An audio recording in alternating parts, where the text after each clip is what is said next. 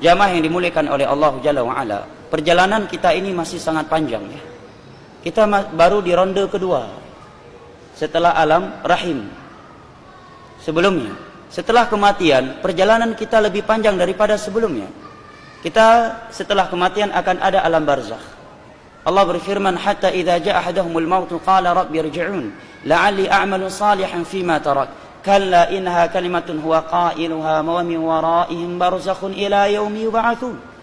Tatkala kematian mendatangi salah satu di antara mereka, dia menyatakan, ya Allah, kembalikan aku ke dunia, tundalah kematianku. Apa alasannya, apa tujuannya? Agar aku mampu melakukan amalan-amalan saleh yang pernah aku tinggalkan. Maka Allah menjawab, kalla, sekali-kali tidak. Itu hanya ucapan omong kosong dia saja. Apa maknanya? Allah terangkan dalam surat Al-A'raf. Mana innaha kalimatun huwa qailuha. Allah menyebutkan dalam surat Al-A'raf, walau ruddu la'adu lima nuhu an. Manusia ini, andai kata dikembalikan lagi ke dunia ini, mereka akan kembali melakukan hal-hal yang telah dilarang oleh agama mereka. Ini maknanya. Kemudian Allah menyatakan, wa min waraihim barzakhun ila yaumi yub'atsun. Setelah kematian akan ada alam barzakh, mereka di dalamnya sampai datang hari kebangkitan. Kita di alam kuburan, di alam kubur, di alam barzakh bisa jadi 1 juta tahun, 1000 tahun, 100 tahun. Dan kondisi kita di alam barzakh hanya satu dari dua kondisi, tidak ada yang ketiga. Kalau tidak mendapatkan nikmat, maka mendapatkan siksa. Kalau tidak mendapatkan siksa, maka mendapatkan nikmat. Tidak ada kondisi yang ketiga. Sekalipun kita menangis, mengeluarkan air mata darah, Allah tidak akan mengembalikan kita. Oleh karena itu, Utsman bin Affan ketika melewati pemakaman, beliau menangis. Sehingga suatu saat dilihat oleh murid beliau. Muridnya ini bertanya, wahai Utsman bin Affan, aku tidak melihat engkau menangis seperti ini ketika dibicarakan surga dan neraka di hadapanmu. Artinya, rasa takut beliau ketika berada di depan pemakaman, kuburan, itu lebih dahsyat daripada ketika beliau mendengar surga dan neraka. Kenapa demikian, wahai Utsman? Maka beliau pun menyatakan, laqad sami'tu Rasulullah sallallahu alaihi wasallam. Karena aku telah mendengar sabda Nabi sallallahu alaihi wasallam. Maka beliau pun menyebutkan sabda beliau yang berbunyi, inna hadhil qubur awwalu manazilil akhirah fa inna ja minha fama ba'du aisaru min. Sesungguhnya alam barzakh ini, alam kubur ini adalah jenjang pertama dari jenjang akhirat. Barang siapa yang selamat di dalam alam barzakh ini, maka perjalanan setelah alam barzakh akan lebih mudah lagi. Artinya kalau di alam barzakh saja dia sudah dipersulitkan, maka perjalanan setelah alam barzakh akan lebih sulit lagi. Hadis ini diriwayatkan oleh Imam Muslim. Setelah alam barzakh masih ada yaumul mahsyar. Nabi SAW bersabda, yuhsyarun nasu hufatan uratan ghurla. Manusia dibangkitkan dari kuburan mereka dalam keadaan tidak berpakaian sehelai benang pun, tidak beralas kaki dan tidak bersunat. Membuat Aisyah bertanya.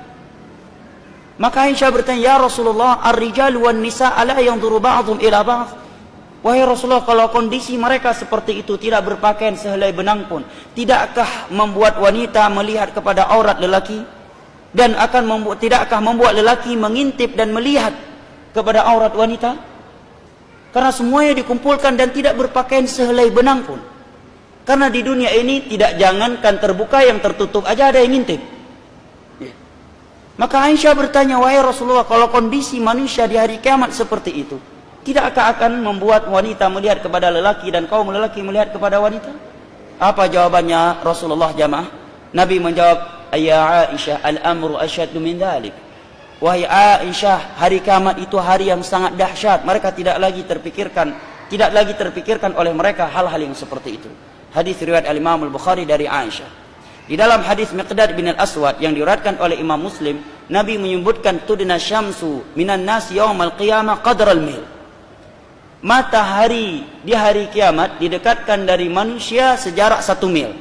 Makna 1 mil di sini dari ulama hadis ada 2. Yang pertama, mil, ukuran mil yang dimaklumi dalam ukuran tanah. Berapa jarak 1 mil? Dalam ukuran berapa 1 mil? Berapa ribu kilo? Setengah kilo. Baik, al-muhim 1 mil.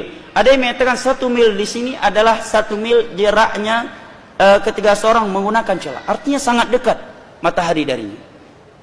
Kemudian Nabi menyatakan manusia pada hari kiamat, ada sebagian mereka keringatnya sudah sampai di kedua mata kakinya. Ada yang keringatnya sudah sampai di kedua lututnya. Ada yang keringatnya sampai ke pinggangnya. Ada di antara mereka yuljimul araqu iljaman, sudah tenggelam dengan keringatnya karena banyaknya dosa yang dia lakukan ketika di dunia. Dan Allah menyebutkan pada hari kiamat, yauma yafirul mar'u min akhi wa ummihi wa abi wa sahibatihi wa bani likulli imri'in minhum yauma idzin syu'nu yughni. Setiap orang lari dari istrinya, lari dari anaknya, lari dari bapaknya, lari dari ibunya. Semua mereka tersibukkan dengan urusannya masing-masing. Bahkan Allah menyebutkan dalam surat Al-Ma'arij, yawaddul mujrimu law yaftadi min 'adabi yaumi idzin bibani wa sahibatihi wa akhi wa fasilatihi allati tu'wi wa man fil ardi jami'an thumma yunji. Pada hari kiamat orang yang banyak melakukan dosa, dia berangan-angan kalau orang tuanya, anaknya, istrinya dan seluruh manusia bisa dia jadikan sebagai tebusan dia dari api neraka. Artinya kalau diberikan pilihan, kamu yang masuk neraka atau ibumu, dia akan memilih ibu saya saja, jangan saya. Karena dahsyatnya hari kiamat. Setelah padang mahsyar akan ada hisab, dan hisab itu ada dua. Yang pertama araf, pemaparan. Allah sebutkan dosa hamba tersebut, kemudian ketika dia sudah pesimis dari rahmat Allah, Allah menyatakan laqad sartatuha 'alaika fid dunya wa ana aghfiru lakal yauma. Di dunia aku telah aku tutupi dosa kamu ini, maka pada hari ini aku akan mengampuninya. Ini hanya pemaparan, tidak didiskusikan oleh Allah. Ini hisab yang disebut dengan araf. Hadisnya riwayat Imam Muslim. Yang kedua niqash, hisab yang bentuknya niqash, diskusi dari Allah. Maka Nabi menyatakan man nuqisha fil hisab udzi. Barang siapa yang didiskusi oleh Allah terhadap dosa-dosa yang dia lakukan, maka pasti dia akan diadab setelah itu. Artinya kalau sempat Allah bertanya, kenapa kamu melakukan ini? Kenapa kamu melakukan ini? Kenapa kamu melakukan ini? Maka orang yang seperti ini hisabnya, kata Nabi udzi, pasti akan diadab setelah itu. Setelah hisab akan ada mizan. Setelah mizan akan ada perintah mengambil buku catatan amalan. Kalau kita mengambil dengan tangan kanan dari sebelah kanan, maka kita akan beruntung. Tetapi jika kita termasuk dari orang-orang yang mengambilnya dari sebelah kiri, dengan tangan kiri, dari belakang punggung kita, maka kita akan celaka. Sebagaimana yang Allah sebutkan dalam surat Al-Insyiqaq. Setelah itu belum selesai jamaah. Masih ada as-sirat. As-sirat sebuah jembatan yang disebutkan oleh sahabat Jabir, adaq minasy'ar wa ahad minasif. Lebih tipis daripada rambut dan lebih tajam daripada pedang. Sungguh tak terbayang bagi kita. Memang tidak terbayang, itu alam ghaib. Coba bayangkan, jembatan lebih tipis daripada rambut, lebih tajam daripada pedang.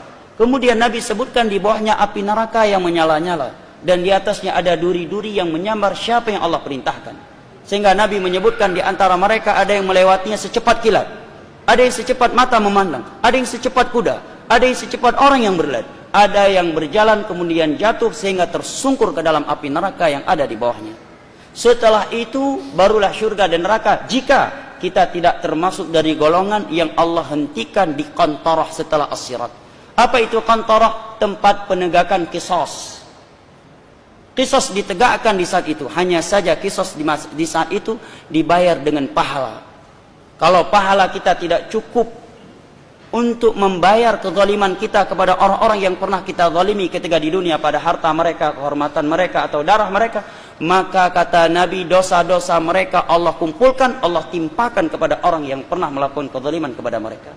Sehingga pada hari kiamat bisa jadi orang di dunia nggak pernah berzina, bertemu dengan Allah menanggung dosa zina. Karena korban kezalimannya itu pernah berzina, dan pahala ibadah dia tidak cukup membayar kezaliman dia kepada korban dia tersebut. Bisa jadi dia di dunia tidak pernah korupsi, tetapi bertemu dengan Allah membawa dosa korupsi karena dia pernah menzalimi orang yang korupsi. Bisa jadi di dunia dia tidak pernah berjudi, tidak pernah menjadi LGBT, tetapi pada hari kiamat membawa dosa itu semuanya karena korban dia ada di antara mereka dan pahala ibadah dia tidak cukup untuk menebus kezaliman dia terhadap mereka. Itu yang disebut oleh Nabi di dalam hadis yang diriwayatkan oleh Imam Bukhari dari Abu Hurairah dengan sebutan al-muflis, orang yang pailit. Setelah itu baru syurga dan neraka. Itu pun kalau kita tidak termasuk dari ashabul a'raf. Satu surat dalam Al-Quran bernama Al-A'raf.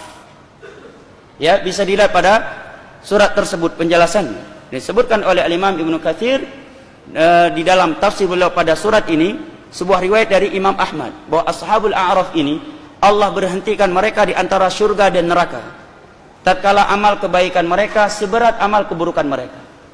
Amalan keburukan mereka seberat amal kebaikan mereka.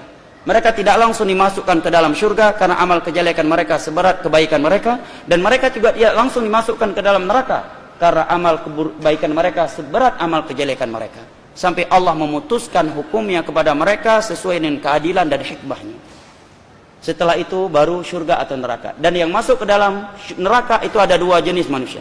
Yang pertama, dia masuk dan tidak akan keluar darinya lagi, yaitu orang-orang kafir atau orang-orang muslim tetapi melakukan pembatal keislaman dan belum bertobat darinya ketika mati. Yang kedua, mukmin yang bermaksiat. Dia masuk ke dalam neraka hanya mampir, dibersihkan dari dosanya, setelah bersih baru dimasukkan ke dalam sebuah sungai yang dengan itu dia akan suci, kemudian dimasukkan ke dalam surga. Apakah kita merasa tenang mendengarnya? Andai kata kita mampir, satu hari di hari kiamat paling pendek Allah katakan seperti 1000 tahun di dunia ini. Sebagian hari yang lainnya Allah menyatakan khamsina alfasana, seperti 50.000 tahun di dunia ini panjangnya. Siapa yang mampu bertahan? Berarti kalau kita mampir dalam neraka 7 hari, berarti maknanya kita telah disiksa, dibakar dalam api neraka selama 7.000 tahun. Itu paling pendeknya. Perjalanan masih sangat panjang jamaah. Semua kita akan mempertanggungjawabkan apa yang kita perbuatkan. Masing-masing di antara kita memperhatikan perbuatannya diri sendiri, jangan sibuk surga orang lain, ternyata surganya sendiri tidak terpikirkan.